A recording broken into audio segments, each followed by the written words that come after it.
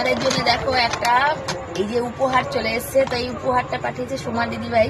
তো এই উপহারের মধ্যে কি কি আছে তোমাদের একবার দেখাই।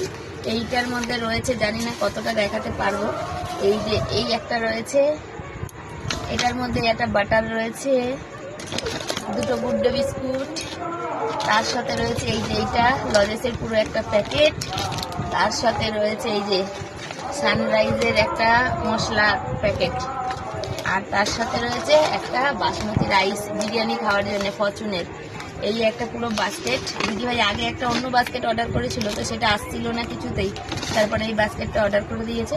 তবে ফ্রিজ হলে ভালো হতো, এই যে বাটারটা গলে গেছে, যে দেখা যাচ্ছে এখনো অবধি খুলিনি ছেলের জন্য। তো আমার ছেলে আগে এগুলো খাইনি, তো দিদিভাইয়ের জন্য আমার খেতে পারবো আর কি। এগুলো আমরা প্রথমবার ট্রাই করবো জীবনে। তো থ্যাংক ইউ দিদিভাই, আর এত ভালোবাসা দেওয়ার জন্য। আমার কাছের আপন মানুষরাও আমাকে এত ভালোবাসে না।